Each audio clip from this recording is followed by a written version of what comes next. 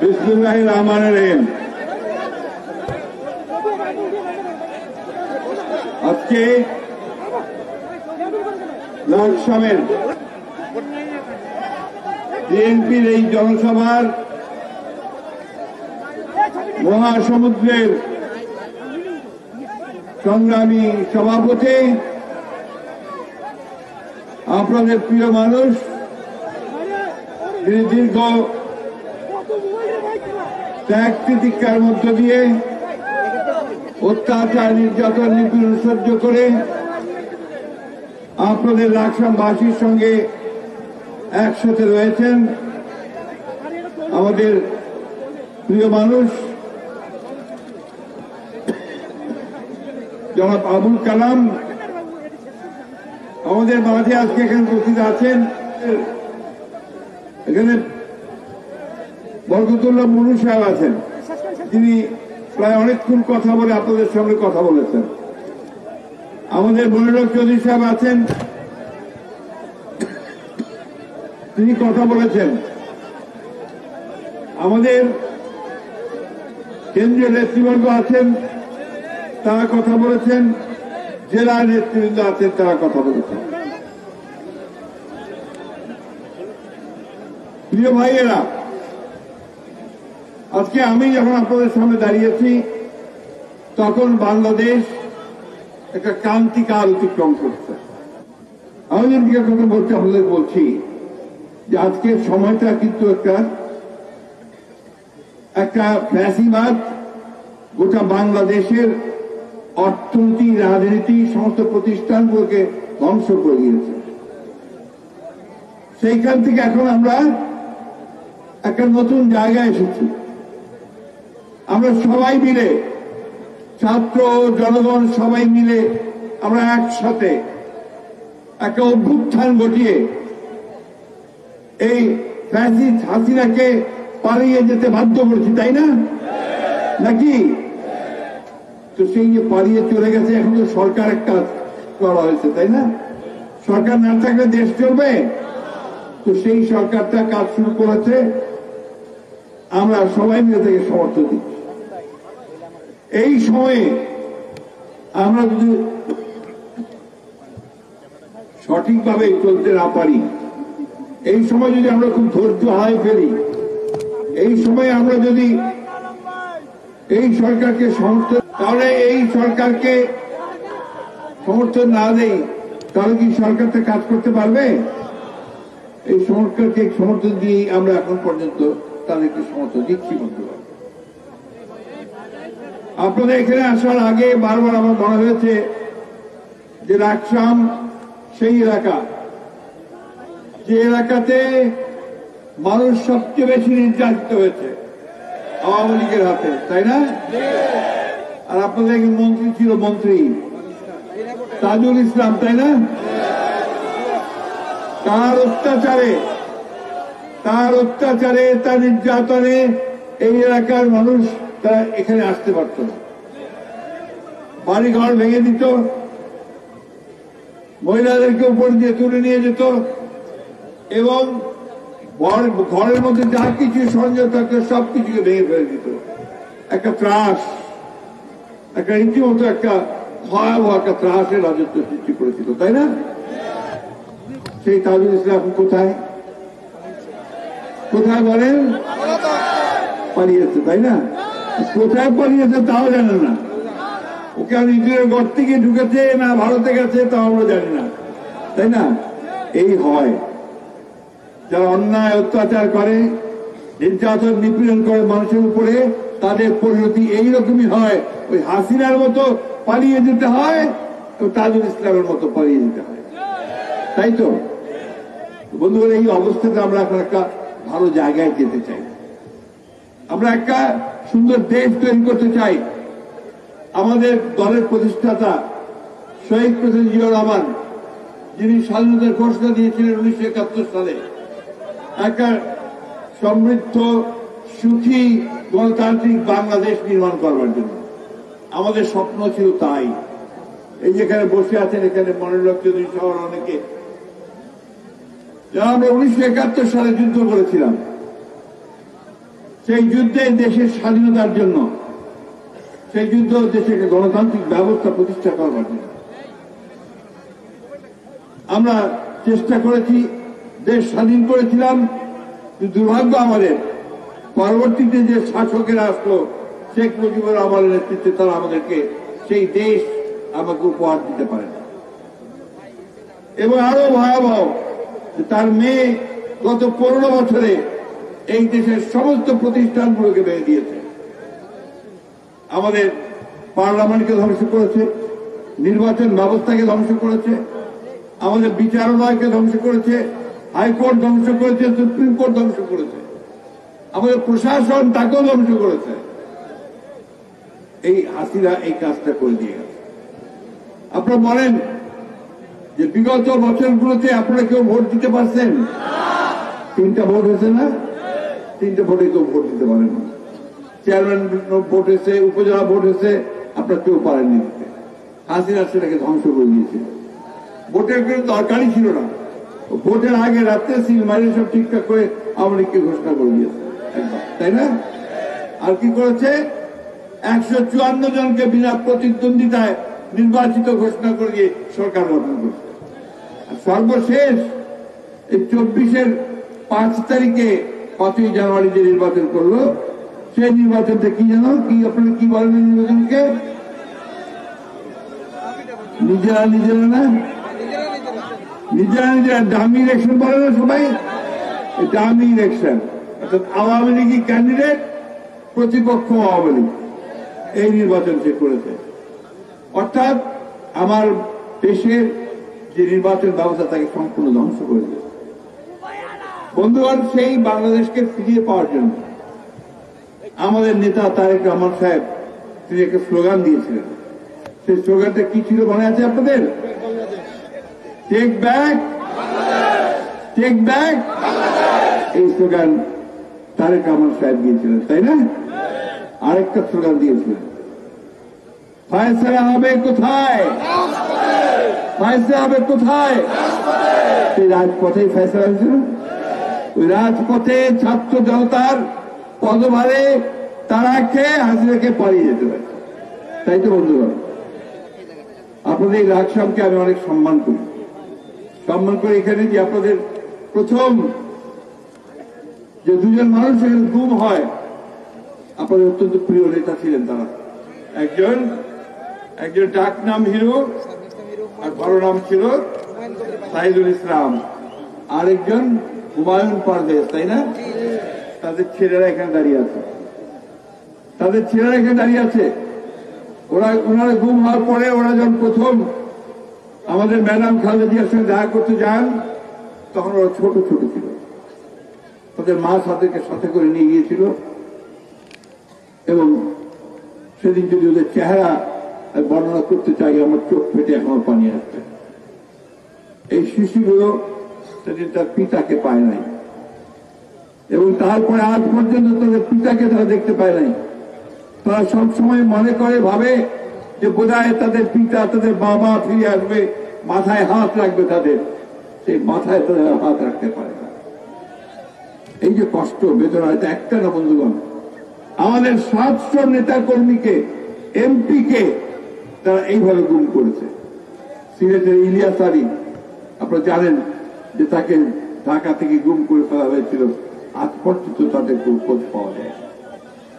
এইভাবে তারপরে 20,000 নেতা কর্মীকে হত্যা করেছে, খুন করেছে।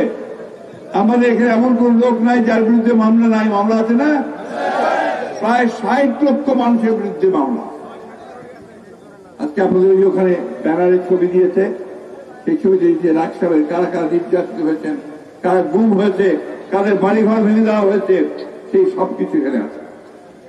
এই শেষ যে আন্দোলনের ছাত্র জনতা একসাথে আন্দোলন করলো, সেই আন্দোলনে প্রায় 2000-এর ওপরের মানুষকে তারা গুলি করে পাখির মতো হত্যা করেছিল। এর মধ্যে আমাদের বিএনপি প্রায় 822 জন ছিল। আজকে আমরা শ্রদ্ধা জানাই, সম্মান জানাই আমাদের হিরু ভাইকে, সম্মান জানাই আমরা পারভেজ ভাইকে, আমাদের ইলিয়াস ভাইকে, আর আমাদের অগণিত মানুষ যারা প্রাণ দিয়েছেন, যারা গুম হয়ে গেছেন, যারা আহত হয়েছেন, তাদের সঙ্গে আমরা শ্রদ্ধা জানাচ্ছি, সম্মান জানাচ্ছি। সম্মান জানাই আমাদের অনেক পরিস্থিতির স্বাধীনতার ঘোষক শহীদ প্রেসিডেন্ট জিয়া রহমানকে।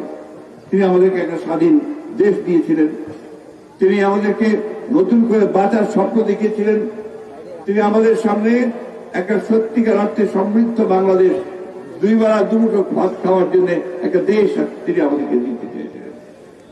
আরো শ্রদ্ধা জানাই সেই মহিষী মহিলাকে, আমাদের নেত্রী দেশনেত্রী বেগম খালেদা জিয়া, যিনি কোনদিন অন্যায়ের কাছে মাথা নত করেন না, এবং সেই জন্য তাকে জেলে যেতে হয়েছে। 2 বছর জেলে ছিলেন, তারপর সেখান থেকে হাসপাতালে, তারপর 2 বছর বাসায় কারাবন্দী হয়ে গৃহবন্দী হয়ে থাকতে হয়েছে। কেন? একটা মাত্র কারণ, তিনি হাসিনা সেই ভাগাভাগির নির্বাচন মেনে নেননি, কম্প্রোমাইজের নির্বাচন তিনি মেনে নেননি। সেই খালেদা জিয়াকে, সেই দেশের তুলন খালেদা জিয়াকে আমি শ্রদ্ধা জানাই। বন্ধুগণ, আজকে আপনারা পত্র পত্রিকা দেখছেন, আপনারা আবার অনেকে সোশ্যাল মিডিয়া দেখেন না? ইউটিউব দেখেন তো নাকি? ফেসবুক, এর মধ্যে অনেকে অনেক কথা বলে, এখন অনেক বেড়েছে, এমন এমন কথা বলে যে তারাই যেন এই দেশটার জন্য সংগ্রাম করছে, লড়াই করছে, আর আমরা বাংলাদেশে বসে যেন সবাই আপনার বসেছিলাম, তাই না? বিদেশে বসে অনেক ভালো ভালো কথা বলা যায়। দেশে যারা আমরা লড়াই করলাম, যারা সংগ্রাম করলাম, যাদের বুকে রক্ত দিলাম, যাদের মায়ের কাছ থেকে ছেলেকে ছিনিয়ে নিয়ে গেল, ঘরে আসতে পারে না, সেই একটা অবস্থায় আমরা যেন কিছুই করিনি, ভাবখানা এরকম। এখন শুরু হয়েছে নতুন একটা ব্যাপার, যে যা কিছু আছে সব নষ্ট হয়ে যাক, একটা নৈরাজ্য সৃষ্টি হোক, বাংলাদেশে আবার একটা নৈরাজ্যের মধ্যে দিয়ে চলুক। আমরা সেটা চাই না। আমরা চাই যে এই সরকার সফল হয়ে সফলতার সঙ্গে তারা একটা নির্বাচনের ব্যবস্থা দিই। আমি একটা কথা জিজ্ঞেস করি ভাই, এই যে সংস্কার সংস্কার সংস্কার বলছি না, আমরাও বলছি, আমরা আবার 31 দফা বলছি সংস্কারের কথা, তাই না? সরকার বলছে সংস্কারের জন্য 6টা কমিশন বানাইছে।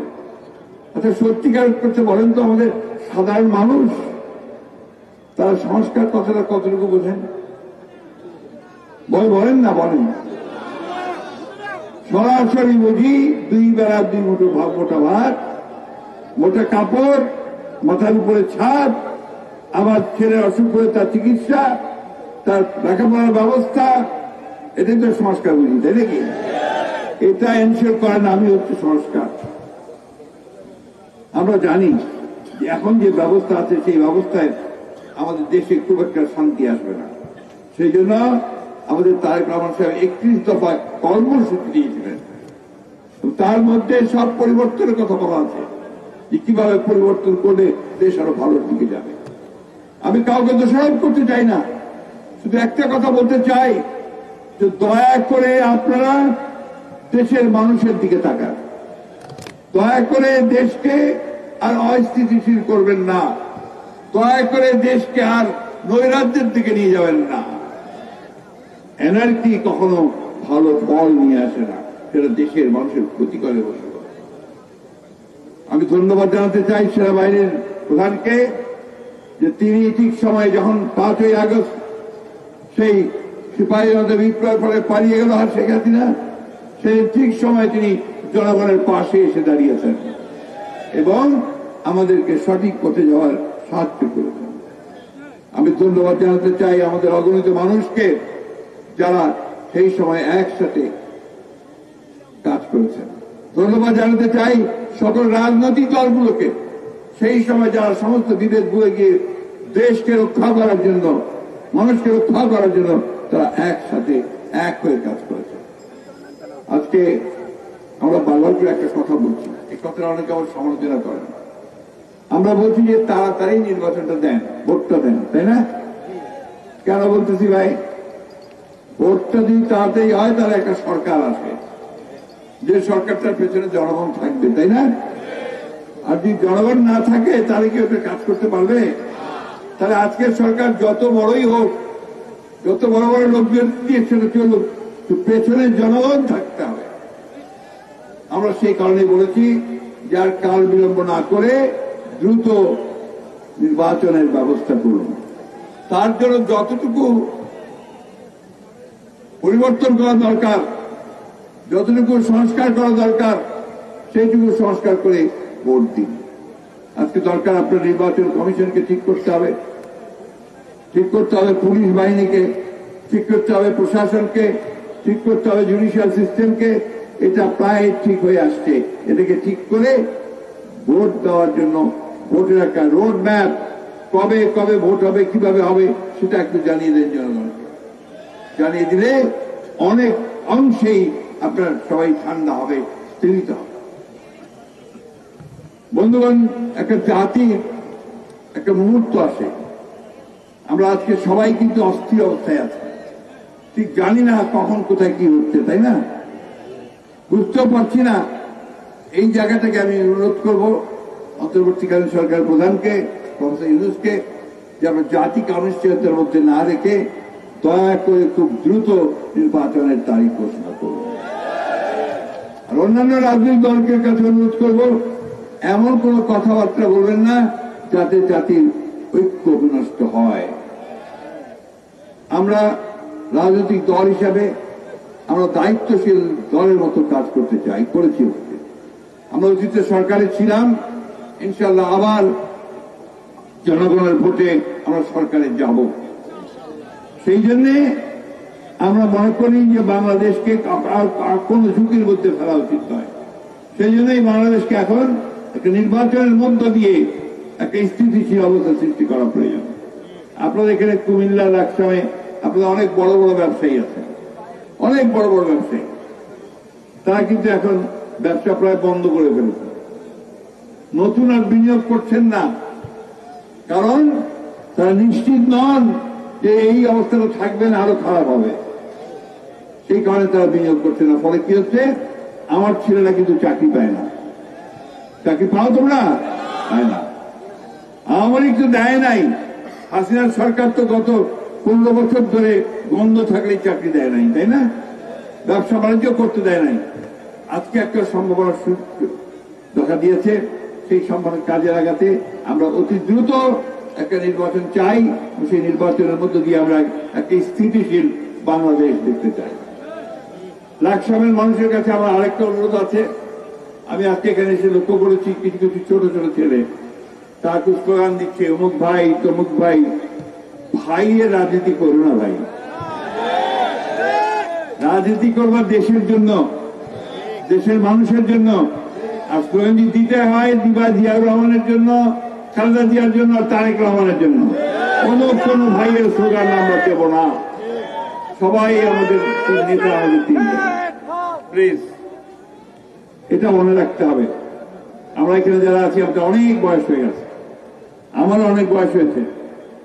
আমরা বেশি দিন পৃথিবীতে থাকবো না, কিন্তু আমরা যেটা চাই, মনে প্রাণে চাই যে বাংলাদেশ সত্যিকার অর্থেই একটা সুন্দর, একটা সমৃদ্ধ, একটা গণতান্ত্রিক বাংলাদেশ হোক।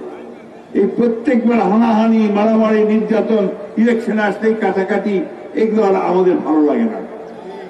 এতে করে আমরা পিছন দিকে পড়ে যাই, তাই না? তাই আসুন, আমি বক্তব্য বাড়াবো না। আমাদের এই দেশ, আমরা স্বাধীনতা চাই। আরেকটা কথা বলতে চাই, এটা অনেকে মনে রাখতে হবে সবসময়। আমাদের দেশকে নিয়ে অনেক ষড়যন্ত্র হচ্ছে। ওই যে চলে গেছে, পাশের দেশে পালাই গেছে না হাসিনা বেগম, হাসিনা বেগম ওখানে গিয়ে আবার দিল্লিতে বসছেন। দিল্লিতে বসে তিনি বিভিন্ন রকম ষড়যন্ত্র চক্রান্ত করছেন। আমরা খুব পরিষ্কার করে বলেছি যে ভারত আমাদের প্রতিবেশী, তাকে অস্বীকার করবার কোন উপায় নাই। বড় প্রতিবেশী, এই রিয়ালিটি, বাস্তবতা। কিন্তু ভারত যদি মনে করে থাকে একমাত্র আওয়ামী লীগই তাদের বন্ধু, তাহলে ভুল হবে। বাংলাদেশের মানুষকে তারা কাছে পাবে না, কারণ আওয়ামী লীগ হচ্ছে এই দেশে সবচেয়ে ঘৃণিত একটা রাজনৈতিক দল, যারা আমাদেরকে হত্যা করেছে, আমার ছেলেদেরকে হত্যা করেছে, আমার দেশকে যারা ধ্বংস করে দিয়েছে। ভাই চিন্তা করতে পারেন কিভাবে লুট করেছে তারা। কিছুদিন আগে কথা ছিল আপনাদের সুমন সাহেবের সঙ্গে, আমাদের আপনাদের কুমিল্লার সভাপতি এখন আহ্বায়কের দায়িত্ব পেয়েছেন, তিনি বলছিলেন যে ব্যাংকগুলো এখন একেবারেই পুরোপুরিভাবে অনিশ্চিত অবস্থার মধ্যে রয়েছে।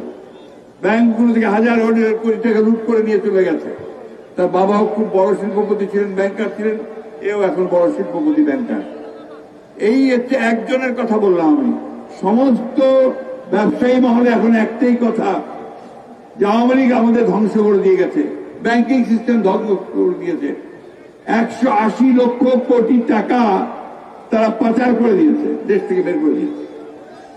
চিন্তা করে, আমি হিসাব করতেও পারি না 180 লক্ষ কোটি টাকা কত শূন্য, কত সংখ্যা তা আমি বলতে পারবো না, কিন্তু তাই তারা করেছে। এই দেশকে যদি আবার ফিরে আনতে হয় তার জায়গায়, আপনাদের লাগছে অনেক ভাই আছে না যে বিদেশে চাকরি করে, মিডল ইস্টে মধ্যপ্রাচ্যে চাকরি করে আছে না, তারা তাদের পরিশ্রম করে কষ্ট করে আপনাদের টাকা পাঠায়, ব্যাংকে টাকা পাঠায়, সেই টাকাগুলো মেরে দিয়েছে পুরো। এখন এই যদি চলতে থাকে এটা আমরা কোনদিন মেনে নিতে পারি না। সেই কারণেই আওয়ামী লীগকে দেশের মানুষ তাকে তাড়া করে বের করে দিয়েছে। এখন আমরা যেন আমাদের নিজেদের মধ্যে সে ঐক্যটা রাখি, একটা নির্বাচনের মধ্যে দিয়ে আমরা একটা সরকার গঠন করব, পার্লামেন্ট গঠন করব, দেশটাকে সুন্দর করে গড়ে তুলবার চেষ্টা করব। আর আমার একটা অনুরোধ আছে আপনাদের কাছে যে আমরা অযথা নিজেদের মধ্যে তর্ক বিতর্ক, নিজেদের মধ্যে বিভেদ সৃষ্টি করব না, আমরা ঐক্যবদ্ধ থাকবো। এই কথাটা আমি আপনাদের বলার সঙ্গে এই জন্য বলছি, এটা খুব বেশি প্রয়োজন আজকে আপনাদের, শুধু রাখসাম নয়, সমগ্র বাংলাদেশে এই ঐক্যটা সবচেয়ে বেশি দরকার। ভাই বন্ধু সবাই আপনারা আমাদের ভাই বন্ধু, আমার ছোট ভাই ছেলের মতো। আমি শুধু একটা কথা আপনাদেরকে শেষ মুহূর্তে বলতে চাই, অনেক ত্যাগের বিনিময়ে আমরা এই হাসিনাকে সরাতে পেরেছি, তাই না? অনেক ত্যাগের বিনিময়ে আমরা একটা সম্ভাবনা, নতুন একটা সুযোগ আসছে আমাদের সামনে। আসুন আমরা সবাই ঐক্যবদ্ধ হয়ে, সমস্ত রাজনৈতিক দল, সমস্ত ব্যক্তি, সবাই সংগঠন যে যেখানে আছি, আমরা সেখানে এক হয়ে কাজ করি, ওই একভাবে যাওয়ার চেষ্টা করি। অযথা দেশকে বিভ্রান্ত করবার চেষ্টা করবেন না। একটা কথা বলে শেষ করব, 1971 সালে আমরা যুদ্ধ করেছিলাম, স্বাধীনতার যুদ্ধ। সেদিন আমরা রক্ত দিয়েছিলাম, লক্ষ লক্ষ মানুষ প্রাণ দিয়েছিল, আমাদের মা বোনেরা ইজ্জত দিয়েছিল একটা স্বাধীন দেশ দেওয়ার জন্য। ওই 71কে কটাক্ষ করে কেউ কোনো কথা বলবেন না, এই দেশের মানুষ কোনোদিনই তা মেনে নেবে না। যেমন 24কে কটাক্ষ করলে কেউ কথা বললে মানুষ মেনে নেবে না, তুমি 71কে কথা করলেও মানুষ কেউ মেনে নেবে না। আসুন আমরা সবাই ঐক্যবদ্ধ হয়ে কাজ করি। আপনাদের লাকসামে এসে আমি অত্যন্ত আনন্দিত হয়েছি যে এত মানুষ আপনারা সবাই একসাথে হয়ে আপনারা এখানে এই সভাকে সাফল্যমণ্ডিত করেছেন এবং এখানে সকলের কৃতিত্ব রয়েছে। সব শেষে আপনারা সবাই ভালো থাকেন, সুস্থ থাকেন, ঐক্যবদ্ধ থাকেন, পরম করুণাময় আল্লাহ তাআলার কাছে এই দোয়া চাইছি। আসসালামু আলাইকুম। বাংলাদেশ জিন্দাবাদ, বাংলাদেশ জাতীয়তাবাদী দল জিন্দাবাদ, শহীদ জিয়া অমর হোক, দেশনেত্রী বেগম খালেদা জিয়া জিন্দাবাদ, তারেক রহমান জিন্দাবাদ।